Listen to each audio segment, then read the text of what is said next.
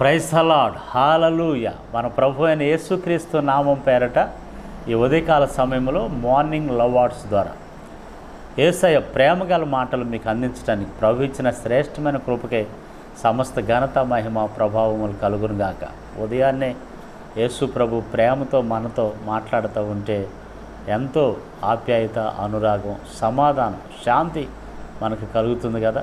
ప్రతి ఉదయం మీరు ఈ మాటలు విని ఆ రోజంతా కూడా దేవుని కృపను అనుభవించాలని ఆశిస్తూ ప్రతి ఉదయం ఈ మాటలు ప్రేమతో ప్రభు మనతో మాట్లాడే ప్రతి మాటను మీకు అందించడానికి నేను ఇష్టపడుతూ ఉన్నాను. మీరు వింటూ ఆత్మీయ మేలు పొందుతున్నారని మిమ్మల్ని బట్టి దేవుని స్తోత్రాలు చెల్లిస్తూ, మీకు నచ్చినట్లయితే దీన్ని షేర్ చేయండి, సబ్స్క్రైబ్ చేయని వాళ్ళైతే చేసుకోండి. ప్రభు యొక్క ఉచితమైన కృపను మీరు అనుభవిస్తున్నందుకు దేవునికి స్తోత్రాలు.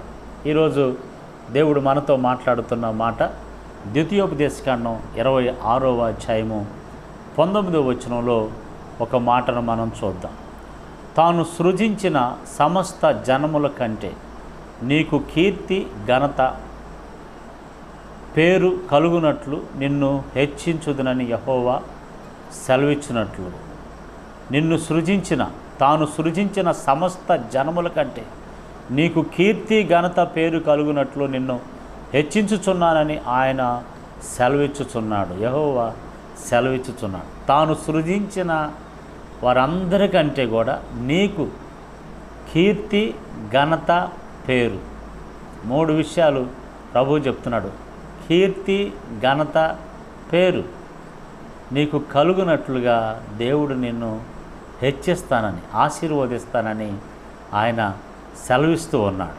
నా ప్రియ దేవుని బిడ్డలారా, ఇజ్రాయేల్ ప్రజలు 430 సంవత్సరాలుగా ఐగుప్తులో బానిసలుగా ఉన్న వాళ్ళని దేవుడు ఇక ఐగుప్తిలోనే మా బ్రతుకు, మాకంటూ ఇక లైఫే లేదు అనుకుంటున్న వారి జీవితాల్లో పుట్టిన మగపిల్లల్ని ఆ ఐగుప్తు ఫరో చంపేస్తున్నటువంటి వాళ్ళకంటే వారసత్వం లేకుండా చెయ్యాలని, వాళ్ళకి ఇక పిల్లలు పుట్టకుండా చెయ్యాలని, వాళ్ళ యొక్క సంతతిని పెరగకుండా అరికట్టాలని ఫరో ఎంతో ప్రయత్నం చేశాడు.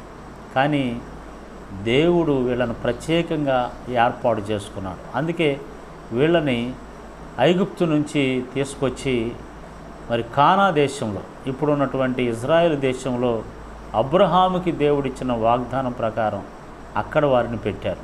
ఇక్కడ గొప్ప విషయం ఏంటంటే, ఇజ్రాయేలు ప్రజలు దేవుణ్ణి వాళ్ళు వారి దేవుడిగా అంగీకరించారు. అదే కోణంలో దేవుడు ఇజ్రాయేల్ ప్రజల్ని నాకు ప్రత్యేకమైన జనమని ఆయన అంగీకరించాడు. దేవుణ్ణి దేవుడిగా వాళ్ళు అంగీకరించారు ఇజ్రాయేల్ ప్రజలు. అదే కోణంలో దేవుడు కూడా వీరు నాకు ప్రత్యేకమైన ప్రజలని దేవుడు వారిని అంగీకరించాడు. అందుకే దేవుడు సర్వశక్తి సంపన్నుడు, ఆయన ప్రత్యేకమైన వాడు, ఆయన ప్రత్యేకంగా ఉండేటటువంటి దేవుడు. పరలోక పట్టణంలో కోటాని కోట్ల దేవదూతలు ఆయన ఆరాధిస్తుంటే ఆయన సింహాసనాసీనుడై ప్రత్యేకమైనటువంటి రీతిలో ఆయన బిడ్డలు కూడా ప్రత్యేకంగా ఉండాలని, ఆయన ప్రత్యేకమైనటువంటి ప్రజలుగా భూమి మీద ఉన్న జనములన్నిటికంటే కూడా ఒక ప్రత్యేకమైన రీతిలో నా బిడ్డలు ఉండాలి అని దేవుడు కోరుకున్నాడు. ఈరోజు అదే దేవుడిని మనం నమ్ముకున్నాం కదా, అదే దేవుడిని మనం ఆరాధిస్తున్నాం కదా, అదే దేవుడిని మనం ప్రార్థిస్తున్నాం కదా. మరి ఆ దేవుడు మన విషయంలో పక్షపాతం చూపే దేవుడా? లేదే. మనం కూడా ఒక ప్రత్యేకమైన రీతిలో ఉండాలని మన విషయమై దేవుడు ఆశిస్తున్నాడు. ఒక ప్రత్యేకమైన రీతిలో ఉండటానికి దేవుడు ఏం చేశాడంటే, ఇజ్రాయేల్ ప్రజలకి కొన్ని కట్టడలు ఇచ్చారు. కొన్ని కట్టడలు ఇచ్చి ఆ కట్టడలను మీరు అనుసరించి నడుచుకున్నట్లయితే, ఆ కట్టడల ప్రకారం మీరు జీవించినట్లయితే మీరు సమస్త జనముల కంటే హెచ్చుగా, ఇక్కడ దేవుడు అన్నాడు, నీకు కీర్తి, పేరు, ఘనత వచ్చేటట్లుగా నేను నీకు చేస్తాను అని చెప్పేస్తానన్న. నీ పేరు ప్రపంచమంతా మారుమోగిపోద్ది, నీ పేరు అత్యధికంగా నీ పేరు ఉండిపోద్ది. నిన్ను ఘనపరచు, అందరిలో కన్నా నువ్వు ఘనతగా అందరికన్నా ఎక్కువగా నీవు ఉంటావు. ఎక్కడికి వెళ్ళినా నీ పేరేమో. ప్రపంచంలో ఇజ్రాయెల్ దేశం చాలా చిన్న దేశం, కానీ ప్రపంచం అంతా కూడా ఇజ్రాయెల్ దేశం వైపు చూస్తాం. ఎంత అద్భుతమో చూడండి నా ప్రియ దేవుని బిడ్డలారా. ఒక మాట చెప్పనా, అదే దేవుణ్ణి మనం కలిగి ఉన్నాం, నీవు కలిగి ఉన్నావు. నీవున్న స్థానంలో, నువ్వున్న పరిసర ప్రాంతాల్లో, నువ్వు పని చేస్తున్న చోట, నీవు ఉద్యోగం చేస్తున్న చోట, నువ్వు బిజినెస్ చేస్తున్న చోట, ఎక్కడ నువ్వు జీవిస్తున్నా సరే, నువ్వు ఉంటున్న స్థలాలలో ఒక ప్రత్యేకమైన రీతిలో నిన్ను దేవుడు చేయటానికి, అక్కడ నీకు పేరు, ఘనత, కీర్తి నీకు కలిగేటట్లు దేవుడు నిన్ను హెచ్చించటానికి, నీకు పేరు వచ్చేటట్లు చేయటానికి దేవుడు ఇష్టపడుతున్నాడు. ఆయన కట్టడలను అనుసరించాలి. అందుకని ఒక సందర్భాన్ని గుర్తు చేస్తాను చూడండి. యోసేపు తల్లిదండ్రులకు దూరం అయిపోయి అన్నల చేత అమ్మబడి ఐగుప్తుకి వెళ్ళటం జరిగింది. ఐగుప్తులో అంతా యెహోవా దేవుడని నమ్మేవాళ్ళు ఎవరు లేరు. యోసేపు ఒక్కడే క్రైస్తవుడిగా చెప్పుకోవచ్చు, యోసేపు ఒక్కడే దేవుని భక్తుడిగా చెప్పుకోవచ్చు.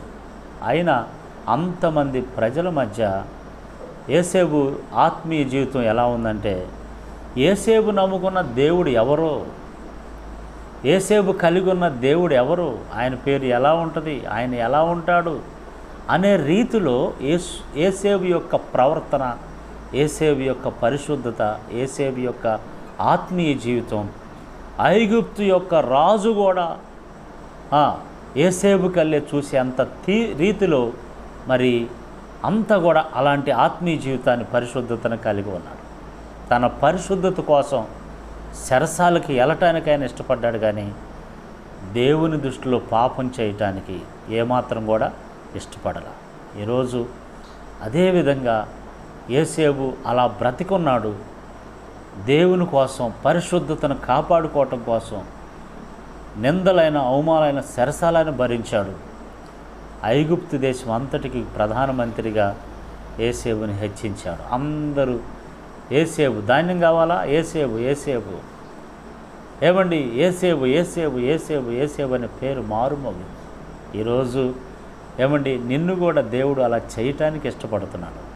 నీ ఆత్మీయ జీవితాన్ని కాపాడుకో, పరిశుద్ధతను కలిగి ఉండు, ఆత్మీయ క్షేమంతో వర్ధిల్లు. ప్రభువు నిన్ను నీకు పేరు వచ్చినట్లు, కీర్తి వచ్చినట్లు, ఘనత కలుగునట్లు దేవుడు నిన్ను ఒక ప్రత్యేకమైన రీతిలో చేయటానికి ఇష్టపడుతున్నాడు. ఒకటి గుర్తుపెట్టుకో, మన దేవుడు ప్రత్యేకంగా ఉన్నవాడు, అందరిలో కలిసేవాడు కాదు. ఆయనకు ప్రత్యేకత. ఎందుకంటే సూర్యుడైనా చంద్రుడైనా లేకుండా ఆయనే సూర్యుడై, ఆయనే చంద్రుడై ఒక ప్రత్యేకమైన రీతిలో ఉన్నటువంటి దేవుడు. నిన్ను కూడా అలాగనే ఉంచాలని దేవుడు కోరుకుంటున్నాడు.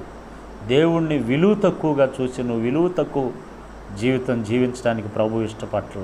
ఒక విలువైన క్వాలిటీ కలిగిన మంచి పేరు, ఘనత, కీర్తి కలిగినట్లుగా ప్రభు నిన్ను ఆశీర్వదించునుగాక. నీ బిడ్డలను, నీ కుటుంబాన్ని ఆశీర్వదించునుగాక. నువ్వు చేస్తున్న జాబు, పరిసర ప్రాంతాల్లో ఆ విధంగా ప్రభు నిన్ను దీవించునుగాక. ఈ మాటలు నమ్మినట్లయితే ఈ ప్రార్థనలు ఏకీవించు. యేసయ్యా నీకు వందనాలు. నీ బిడ్డలు నాయన ఈ మాటలు నమ్మి విశ్వసిస్తున్నట్లయితే నేను ఒక ప్రత్యేకమైన రీతిలో పేరు, ఘనత, కీర్తి కలిగినట్లు నీ బిడ్డలను ఆశీర్వదించమని యేసు నామములో ప్రార్థిస్తున్నాం తండ్రి. Amen, amen, amen.